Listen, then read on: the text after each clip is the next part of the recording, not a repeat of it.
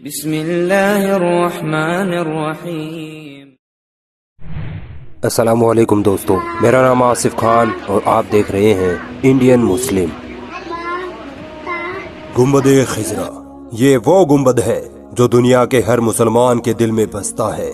یہی وہ گنبد ہے جس کے نیچے دنیا کی سب سے عظیم، سب سے پاک ہستی نبی صلی اللہ علیہ وسلم دفن ہے۔ دنیا میں کوئی ایسا مسلمان نہیں جس کے دل میں گنبد خضرا اور پیارے آقا صلی اللہ علیہ وسلم کی قبر مبارک کی زیارت کرنے کی خواہش نہ ہو۔ آج کی اس خاص ویڈیو میں آپ کو نبی صلی اللہ علیہ وسلم کی قبر سے جڑی وہ رہسیائی باتیں بتانے والا ہوں جو شاید آپ نے پہلے کبھی نہیں سنی ہوگی۔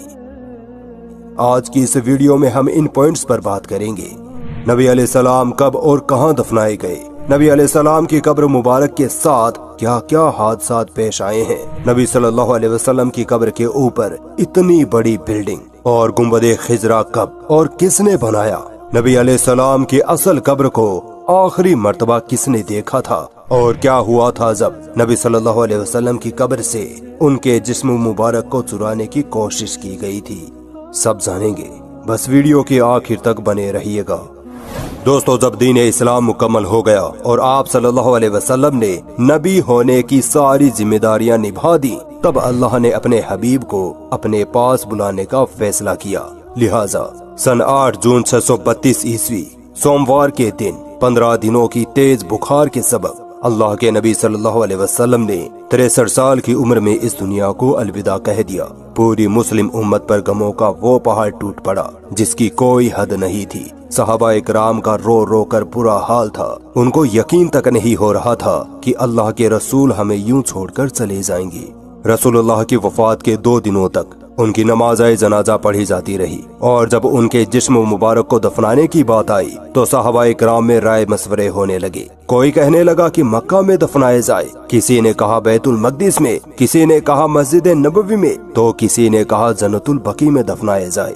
اتنے میں حضرت ابو بکر رضی اللہ تعالیٰ عنہ نے کہا کہ میں نے رسول اللہ سے خود سنا ہے کہ پیغمبروں کو اسی جگہ دفنایا جاتا ہے جہاں ان کی وفات ہوتی ہے۔ اور دوستو، نبی صلی اللہ علیہ وسلم کی وفات ان کی بیوی حضرت عائشہ رضی اللہ تعالیٰ عنہ کے حجرے میں ہوئی تھی، لہٰذا رسول اللہ کے پاک جسم مبارک کو وہی دفنایا گیا۔ ٹھیک 2 سال بعد حضرت ابو بکر رضی اللہ تعالیٰ عنہ بھی بخار کے سبب 63 سال کی عمر میں وفات پا گئے۔ ان کو بھی اللہ کے نبی صلی اللہ علیہ وسلم کے ٹھیک بغل میں دفنایا گیا، اور پھر ٹھیک 10 سال بعد حضرت عمر رضی اللہ تعالیٰ عنہ بھی 63 سال کی عمر میں شہید ہو گئے، اور حضرت عائشہ رضی اللہ تعالیٰ عنہا کی اجازت سے ان کو بھی نبی صلی اللہ علیہ وسلم کے پاس حضرت ابو بکر رضی اللہ تعالیٰ عنہ کے بغل میں دفنایا گیا۔ دوستو، نبی صلی اللہ علیہ وسلم کی قبر کے چاروں اور سونے اور تانبے سے بنی یہ سنہری جالیاں پہلے لکڑی کی ہوا کرتی تھی، جو کہ سب سے پہلے مصر کے مملوک سلطان جہیر بیبرس نے سن 1269 عیسوی میں بنوائی تھی۔ اس کے بعد 1481 عیسوی میں مملوک سلطان اشرف کیتبے نے اس باؤنڈری کو لوہے اور تانبے کی بنوایا۔ جس جگہ مسلمان روضہ رسول کے سامنے کھڑے ہو کر آقا پر درود و سلام پڑھتے ہیں، وہاں کی جالی میں 3 خاص سوراخ دکھائی دیتے ہیں۔ اس سوراخ کے بالکل سامنے نبی صلی اللہ علیہ وسلم کی قبر مبارک ہے، اور اس سوراخ کے سامنے حضرت ابو بکر اور اس سوراخ کے سامنے حضرت عمر رضی اللہ تعالیٰ عنہما کی قبر مبارک ہے۔ کچھ لوگ سوچتے ہیں کہ ان سوراخوں سے ہمیں نبی صلی اللہ علیہ وسلم کی اصل قبر مبارک دکھائی دیتی ہے، جبکہ ایسا ممکن ہی نہیں ہے۔ ان سوراخوں سے صرف ایک ہرا کپڑا دکھائی دیتا ہے۔ اصل قبریں تو 3 دیواروں کے پیچھے ہوتی ہے۔ اب یہ 3 دیواریں کون سی ہے، کب بنی تھی، کس نے اور کیوں بنائی تھی، آئیے اتہاس میں پیچھے چلتے ہیں۔ جس جگہ نبی صلی اللہ علیہ وسلم کی قبر مبارک ہے وہ حضرت عائشہ رضی اللہ تعالی عنہا کا حجرہ یا گھر تھا، اور اسی گھر کے آس پاس نبی صلی اللہ علیہ وسلم کی باقی بیویوں کے گھر بھی تھے، مگر نبی صلی اللہ علیہ وسلم کی وفات کے 80 سال بعد ہی یعنی سن 711 عیسوی میں یہ سارے گھر توڑ دیے گئے۔ دراصل اس وقت ولید بن عبد الملک خلیفہ تھے اور عمر بن عبد العزیز مدینہ کے گورنر تھے۔ اس وقت تک مسلمانوں کی تعداد بڑھنے لگی تھی اور مسجد نبوی میں نمازیوں کے لیے جگہ کم پڑنے لگی تھی۔ اسی وجہ سے خلیفہ ولید بن عبد الملک نے گورنر عمر بن عبد العزیز کو نبی صلی اللہ علیہ وسلم کی بیویوں کے گھر توڑنے کا حکم دیا تاکہ مسجد نبوی کو بڑا کیا جا سکے۔ मगर इस घटना से उस वक्त के मुअज़्ज़ज़ ताबईन और बाकी के मुसलमान खुश नहीं थे, मगर फिर भी ये काम करना पड़ा। इसी साल यानी 711 ईस्वी में बारिश की वजह से रोज़ा रसूल यानी आयशा रज़ियल्लाहु ताला अन्हा के हुजरे की एक दीवार गिर गई।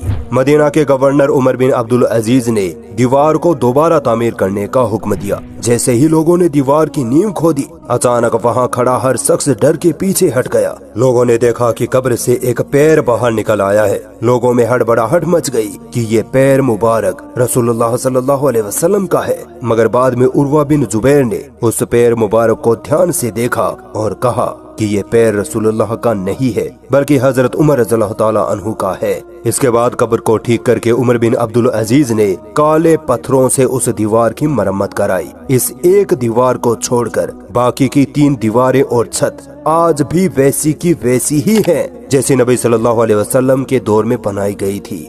उमर बिन अब्दुल अजीज ने महसूस किया कि ये दीवारें कमजोर होने लगी हैं, लिहाजा उन्होंने इन दीवारों के भी इर्द गिर्द एक मोटी मजबूत पत्थरों की दीवार और बनाई जो 5 कोनों की थी। 5 कोनों की दीवार बनाने की वजह ये थी कि उन्होंने सोचा कि अगर 4 कोनों की दीवार बनी तो कहीं लोग इसे भी काबा समझकर इसका तवाफ करना शुरू न कर दें। इसीलिए उमर बिन अब्दुल अजीज ने ऐसी 5 कोनों की दीवार बनाई। इसके बाद सन 1279 ईस्वी में नबी पाक सल्लल्लाहु अलैहि वसल्लम की कब्र मुबारक पर पहला गुंबद तामीर किया गया, जो कि मिस्र के ममलूक सुल्तान मंसूर कलावुन ने बनवाया था। यह गुंबद लकड़ी का हुआ करता था। फिर 1476 ईस्वी में मिस्र के ही एक और ममलूक सुल्तान अशरफ केतबे ने मस्जिद नबवी को गिराकर दोबारा तामीर किया था। इसी तामीरी काम में उन्होंने रसूलुल्लाह की कब्र मुबारक पर बने लकड़ी के गुंबद को हटाकर उसकी जगह पत्थर का गुंबद बनवा दिया।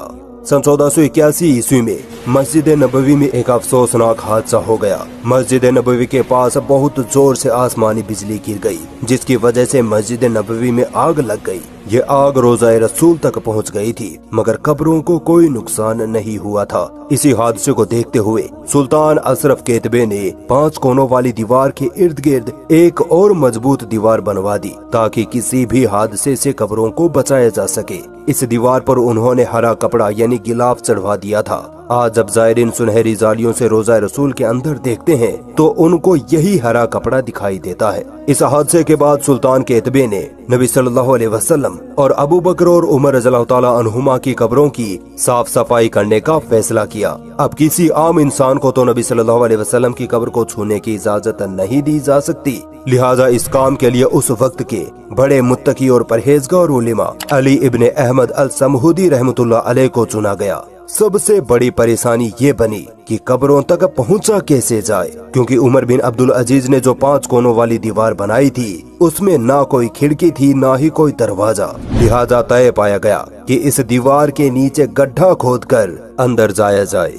समहूदी रहमतुल्लाह अलैह फरमाते हैं कि मैं जैसे ही रोज़ा रसूल के अंदर पहुंचा, मैंने वो खुशबू महसूस की जो मैंने आज तक नहीं देखी थी। मैं कई देर तक आका की कब्र के सामने खड़ा रहा और लगातार उन पर दुरूद और सलाम पेश करता रहा। मैंने देखा कि जमीन समतल हो चुकी थी, कब्रों की पहचान करना भी मुश्किल था।